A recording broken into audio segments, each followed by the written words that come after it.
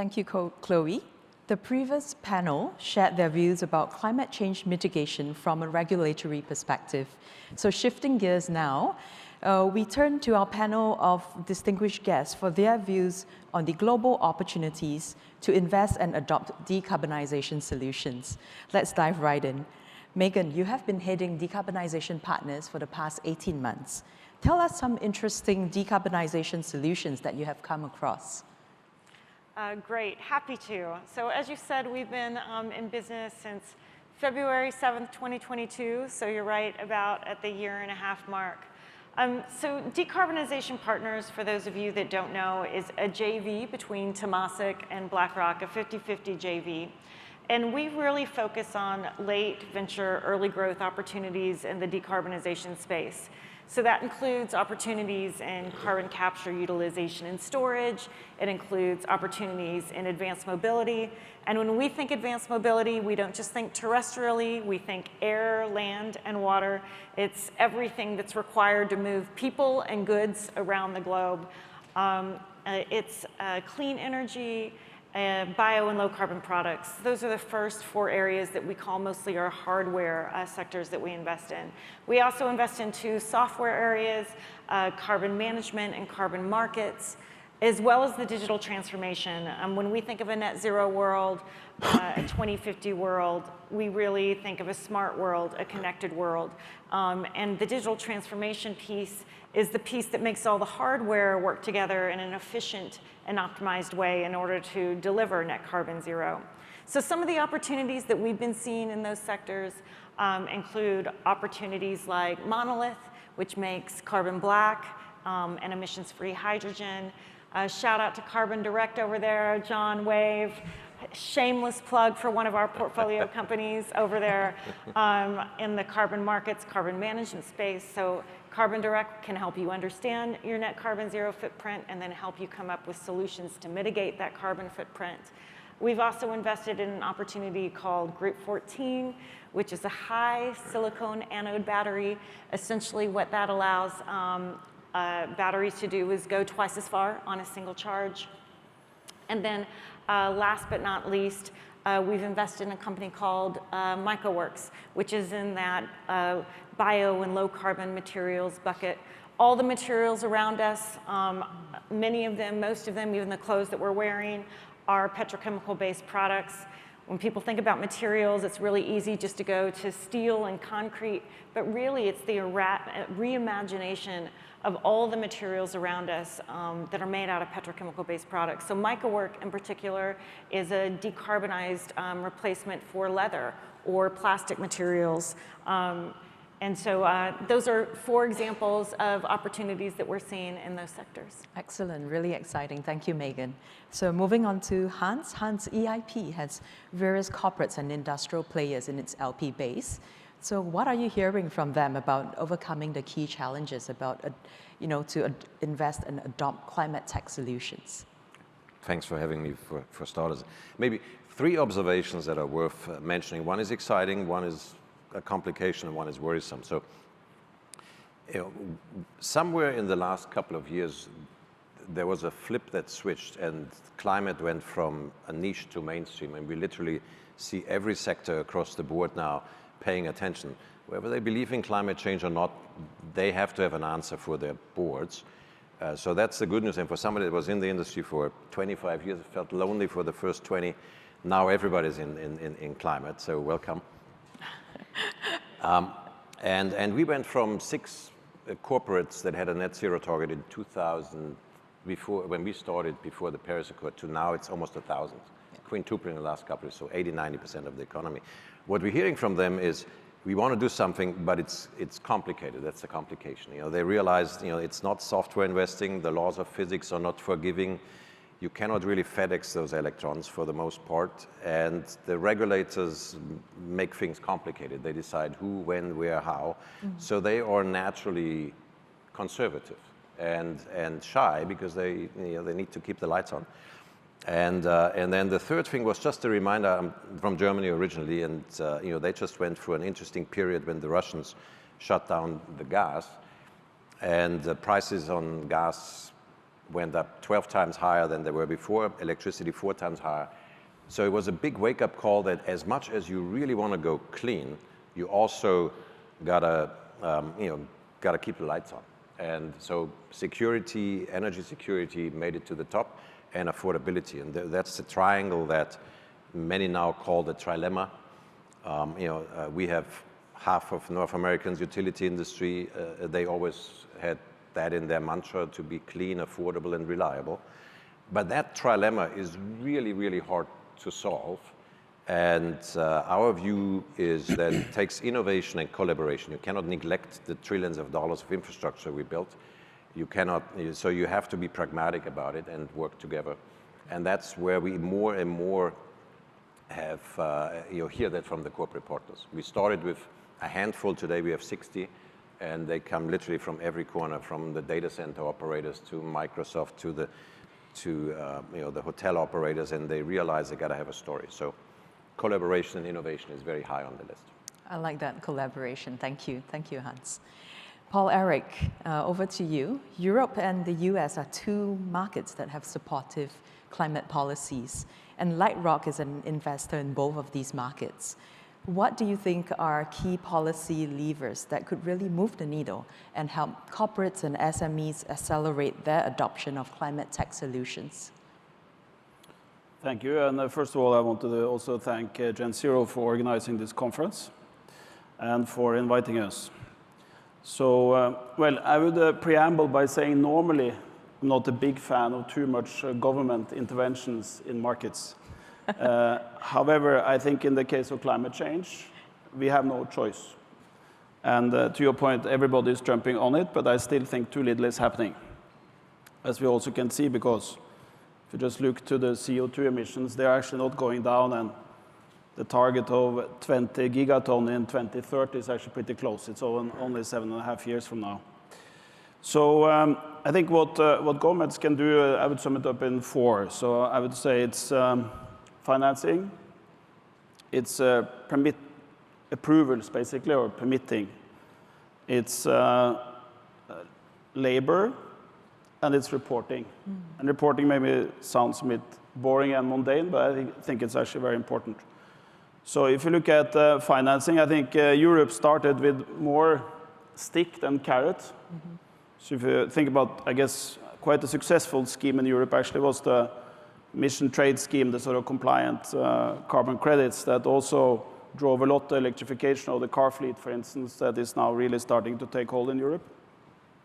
And then the US took, I would say, quite a different approach, which was much more coming with, call it, positive incentives, with the IRA and also IIJA, because both, I think, are aiming at climate. And that together is $500 billion that will now hopefully be inserted into the economy. And I think, at least the expectation, I assume, and our hope would also be that this will also unleash large number of private capitals, I guess. Some think $1 trillion, some think $2 trillion, maybe will come from that. And what I like about IRA, and we see it through our portfolio, is also that it's quite simple. It's not that difficult to access. I think it's US at its best, actually, in the way it's implemented. And I know some criticize it maybe for being a bit too domestic focused, but I think we shouldn't at the same time actually criticize countries for doing things, though. And then Europe has responded. So now we have the so-called Net Zero Industry Act under the Green Plan, where again, Europe now will want to, I think, deploy even more. How we see that through our portfolio is that it's still a bit early. It's harder to access, actually. It's not as easy to fully grasp how this will be implemented, but I think ambitions are high. And one thing EU has done, which I think is right, is that they're also foregoing a little bit their the free market and allowing a little bit more state aid effectively, which normally is very difficult to do within the EU, which I think is also the right thing. So that's financing. And quickly on the 3 others, I do think, maybe I bring reporting up. Having a good reporting regime is very important. Yeah. Because setting a good baseline, making sure that it's proper transparency, it is critically important and maybe a little bit underestimated. And again, Europe has done this larger sort of CSDR initiative. I see it through a board. I sit in a large European company. I think if you ask me, maybe again a bit too complex and comprehensive, I would have liked it to be more focused more on climate, but that's what it is. UK, as you know, is actually the first country that by law now has implemented climate risk for at least the largest companies. And I think SEC have said that they might do it, but they haven't still done it. I think there's been a lot of also, call it pushback. I think if SEC would do this would be a real game changer and very important. So I think on the reporting there's good movements, but I think it needs still to be a bit more hard-nosed. And then on permitting, everybody in this industry knows that it's not enough just to have the capital. One of the biggest problems is actually to get permits and speed up build-outs. I think the Net Zero initiative in Europe now at least is addressing this, at least they say they will address it. Let's see if they will be able to execute. And then finally on people, at least when we see in our portfolio, biggest bottleneck more and more is people. So I think we need to be, first of all, governments need to intervene to really also retrain. Not everybody can just create fancy apps. We will not solve this problem without proper infrastructure. And then the second thing is also allowing the market to work. If this leads to a little bit of inflation to redeploy that workforce, I think it's a good thing actually, and that needs to happen. So those would be my points, and I hand over to you. Okay, thank you. Thanks, Paul-Erik. So moving closer to home, Jacqueline, your role at EDB Singapore lies at the intersection of government and business. So what role can public-private sector partnerships play in developing and scaling up climate solutions in Asia, where this has traditionally been less of a priority? That's absolutely right. Well, I think a lot of what I wanted to say has been covered by Paul already in terms of public-private partnerships, but there's something a little bit special about Asia. I think when you look at Asia, and especially if you look at even ASEAN or Southeast Asia, about 10 economies, 8 of them have set climate targets. 8 of them have set climate targets, and most of them have not done anything much to work towards them. So we are in a situation where I think there are parts of the world that are regarded as needing a little bit more of a push towards climate action than others. There's several things that can be done in this regard. I think public-private partnerships are important. The first, of course, is pricing. So if you look around Asia, especially Southeast Asia, Singapore is the only economy that has sort of carbon price in the form of a carbon tax, going from $5 to maybe $80 by the end of the century, the end of the decade. It would be very helpful to provide clear signals to companies about what is the value of carbon credits, and so on. Then I think another thing that governments can do in conjunction with the private sector is to work on regulations and reporting that make sense to industry, but also make sense to the rest of the economy and society. The EU has been a leader in this regard. It's really used regulations to push through, whether it's low carbon mobility, SAFs, and the use of that, and a whole range of things that have led to renewable energy transition progress. I think Asia still has some way to go in terms of that kind of regulation. But as you know, the prices of renewable energy actually fall. I think it's a good time for us to revisit that proposition. Again, in terms of reporting, Asian countries do very little to no reporting on climate. Companies that do it because they have investors, and the investors have mandates and have required them to do it, maybe in response to markets overseas in the Western countries. It would be, again, helpful to see what more could be done, particularly for larger companies, to actually be a little bit clearer about their supply chains and their scope, even 3 emissions. And then, of course, finally, financing, which is, I think, the subject of this panel. There are really 2 things I think governments particularly can do more in terms of financing. One is the financing of climate tech, and the other one is the financing of climate resilience. The second one I'll take first, because it is something that echoes what my colleague Benedict said in the previous panel when he sat in this chair. Not enough is being done or spent in Asia particularly, but also around the world in terms of climate adaptation. And Asia is a continent that's really going to suffer the brunt of a lot of the impacts of climate change, rising sea levels, flooding, heat waves, and so on. And we're not ready for it. So one of the big things that governments can work with the private sector is to really start to emphasize climate adaptation a little bit more, whether it's moving whole populations and villages inland or looking at flood prevention mechanisms in major Asian cities, which I know many of you have been to major Asian cities that have been flooded a lot in the last 2 to 3 years. And the other one, of course, is climate tech. Singapore, for example, has put in 184 million into things like low carbon energy research. It's setting up a test bed, translational test bed for low carbon translational technologies, including hydrogen, carbon capture and storage. And it really is something that I think governments can do to speed things up so that venture capitalists who invest in good companies and startups can get them going faster. Thank you. Thank you so much, Jacqueline. It sounds like there is a common theme here around reporting, which is a very good segue into our audience Q&A. So there is a question around, quote, investing in climate solutions is driven more by profit motives and greenwashing than genuine environmental concern. What do you think? Maybe we start off with Megan. What do you think?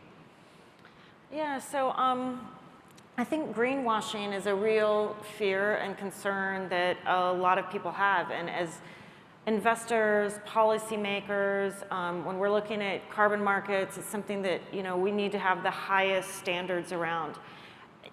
How Decarb in particular is dealing with this is every investment that we do, of course, we are focused on returns for our clients. That's a 20% return. We can't lose sight of that. But every investment that we make, we want it to have a significant decarbonization impact and a measurable decarbonization impact. So we do have a decarbonization outcome reporting mechanism that we use. And all we can do is make it as data-driven as possible and as transparent as possible and make sure that we're having the conversation. And how we try to position ourselves is we don't have all the answers. We want to be market leaders. And how we're looking at that outcome reporting, because it's so critical to what we're doing to make sure that where we're putting our investment dollars is actually moving the needle from a decarbonization perspective. But I think we all have to acknowledge that a lot of how we do this is imperfect, and the error bars are often large error bars. And again, we're all on this journey together. How we do this outcome measurement reporting will evolve, it will change. We're dealing with lots of experts in the space to help us on this journey, including Carbon Direct. I promise that's not a shameless plug, once again, for a portfolio company. But the point is, we want really great minds coming together to solve this problem together. How are we going to do the outcome reporting? And really, it's about measuring everything you can. Yep. Yes, being data-driven, but it's mostly about transparency and communication. Thank you. Hans.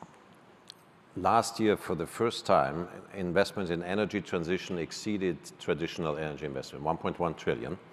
That fell short 4 or 5 times of what some people say. If you believe McKinsey, I think you were McKinsey, it's 6 or 7 times, right? You have to spend $120 trillion, a global economy, in the next decades to make a difference. People when it comes to carrots and sticks, we in the investment community, we're all bunnies, right? They like the carrots. And so you have to make money. Now, some people abuse it with greenwashing, but if people can make so much money in the energy transition, and we need to make more money so that more money comes in, because we need a lot more than is being spent, because we are barely scratching the surface. Thank you. Okay, very interesting question here. Maybe I can direct this to Jacqueline.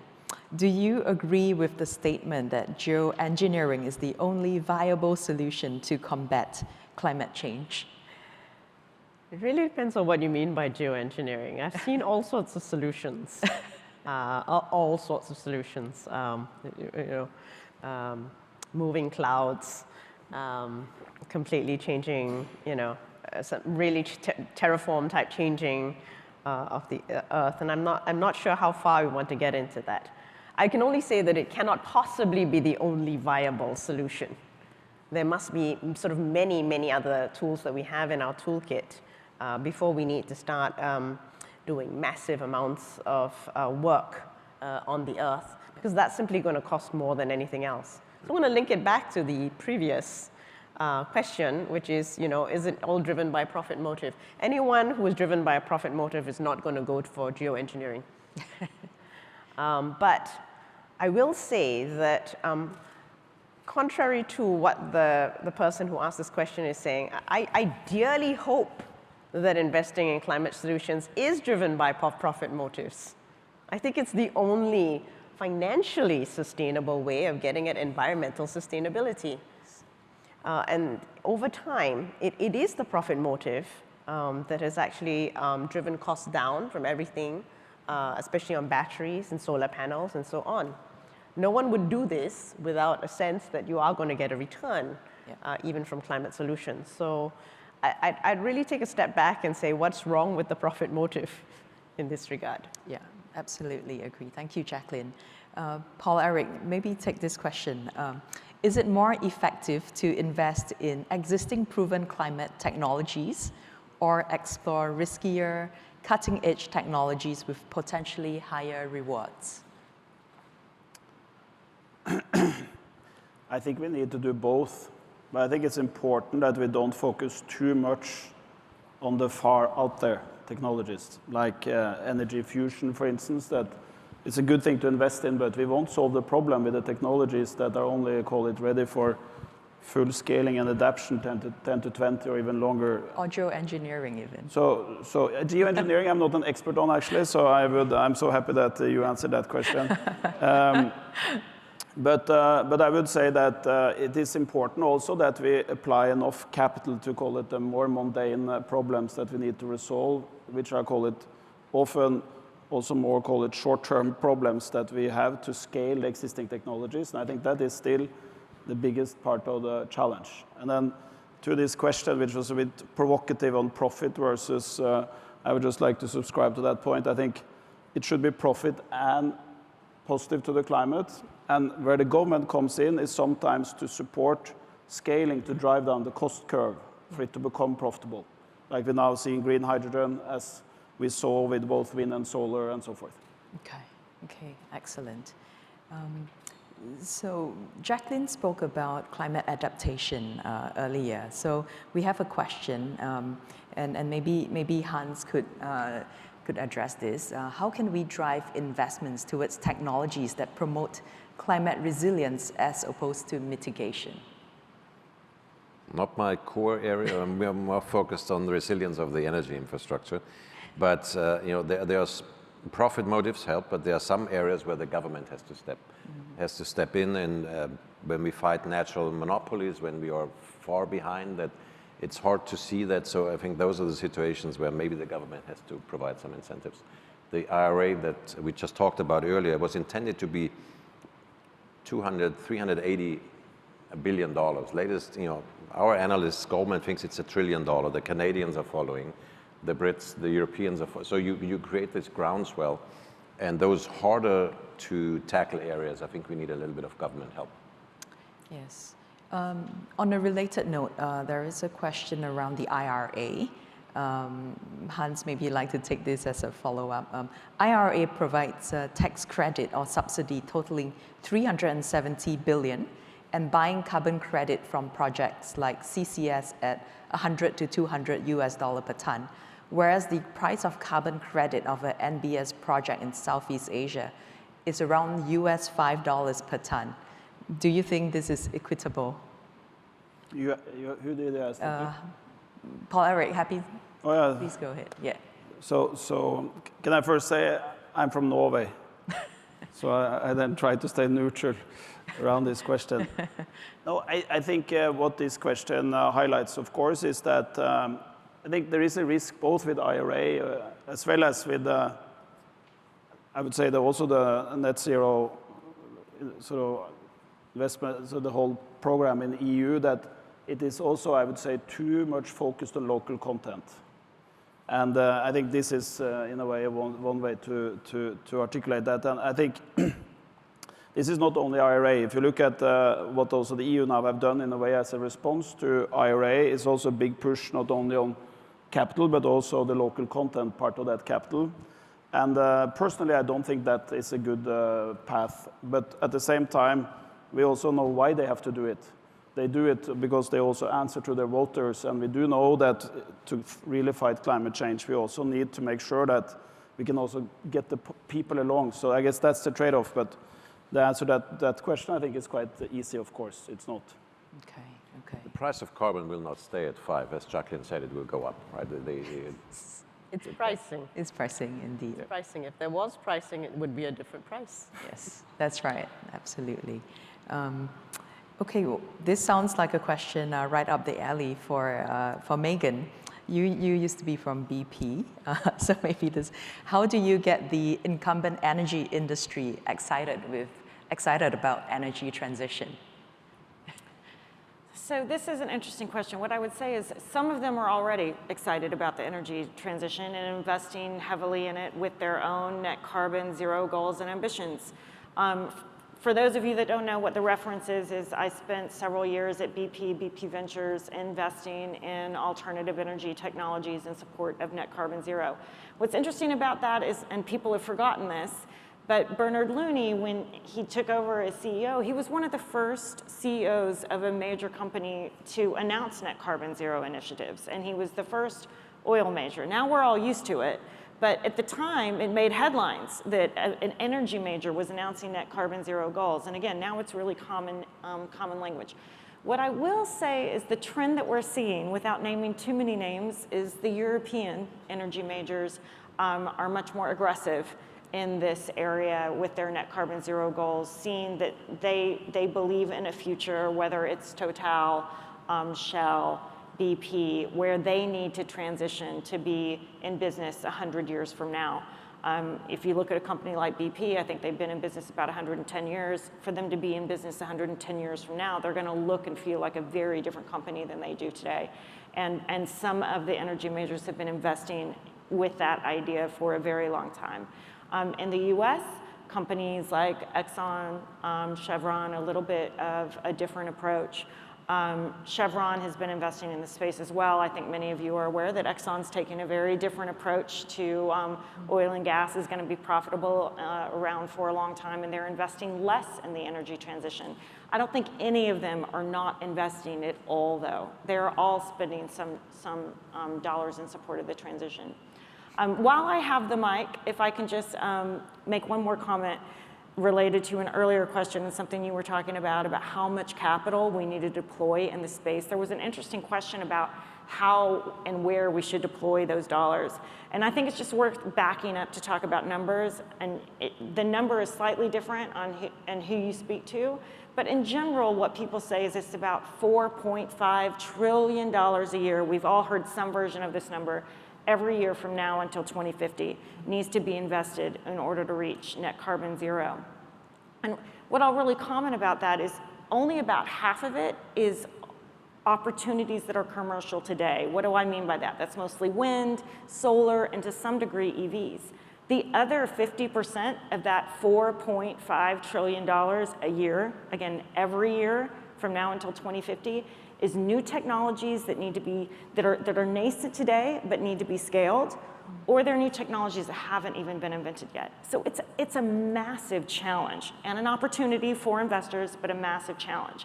And what I'll say is to deploy all that capital, you need private, for-profit dollars, you need philanthropic dollars, you need government dollars, you need corporates investing in the space. It's going to take all types of capital, pools of capital, to deliver net carbon zero. So just wanted to back up and tie those few things together. Thank you. Okay. I think Jacqueline had a comment. I just wanted to add something about that question about the energy industry, because we deal with a lot of energy players. I think maybe the perspective they're going to be looking at is how do you get them to be interested in decarbonization or net zero rather than the energy transition. Because I'll tell you, it's not so easy telling an energy player to transit to another form of energy. Some of them have embraced non-fossil fuel-based new energy sources like wind and solar very readily, but they don't have the skill sets as much as a fresh player might have off the boat.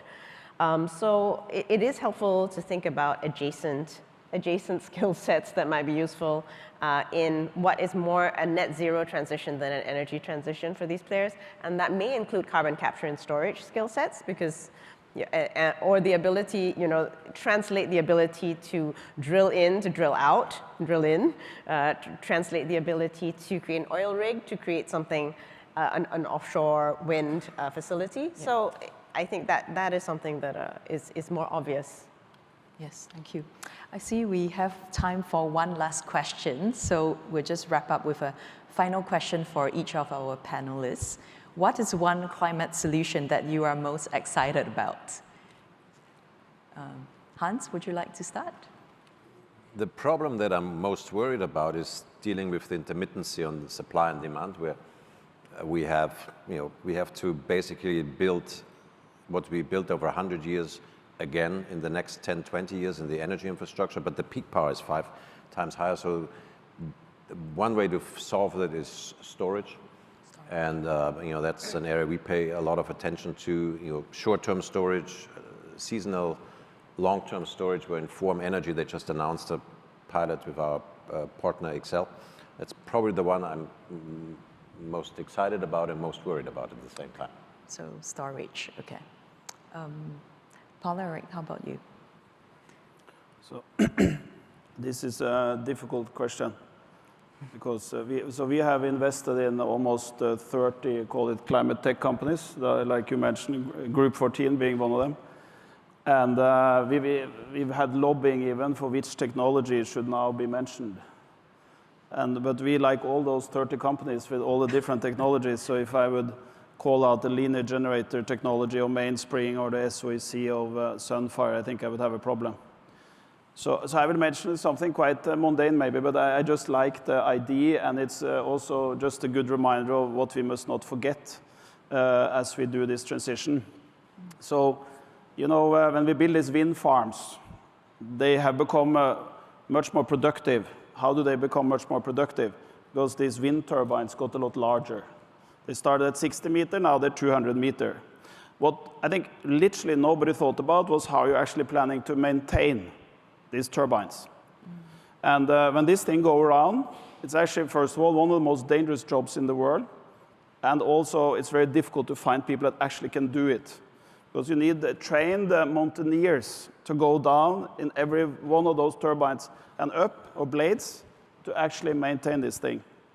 So we found this company that has identified this very advanced and complex robot to do the maintenance of these wind farms, which means that it can actually happen while the rotors go around. It can save lives even, because by now, maintenance of large wind farms is almost the most dangerous job in the world. And it can also improve the productivity. And that's, since it's our last investment, I just had to mention this. And then I hope now that the other 29 founders will not sort of shoot at me after this meeting. Jacqueline, how about you? Personally, just the one that I've been reading up most about, talking to most companies and spending most time trying to explore, while fully understanding that you're not going to see this in commercial grade anytime soon, is nuclear fusion. Or rather, just fusion, drop the N word. And I think that that for 2045 onwards, I think, might be something that is quite a game changer. Okay. Megan. Yeah, so, we're seeing a lot of deals in the advanced mobility space, and we've mentioned Group 14, that's the terrestrial piece. We're about to announce, I mentioned air, land, and water. We're about to announce a water deal in the advanced mobility space. But the last couple of days, we've been talking a lot about SAF, and it's just such an important problem. We all flew here, right? This is what we were talking about. We finished a 2-hour workshop on SAF yesterday, and Fred finished the workshop with basically a call to arms to solve SAF. And we have a deal in the pipeline. I can't announce it publicly yet, but we have gotten it through our IC. We're co-investing in that opportunity with GenZero. And so I'm really excited about that opportunity because it's a huge problem. It impacts all of our lives. It's really relevant. It's a problem we're all participating in. as we sit here. We all get on planes every day, right? It's very real, it's very tangible, and it's a really important problem to solve. So more on that soon. Yeah. So on that note, friendly reminder for those who traveled here to offset the carbon footprint for the travel here. Okay, great. Thank you so much, Jacqueline, Paul, Eric, Hans, and Megan for the wonderful panel session. Thank you.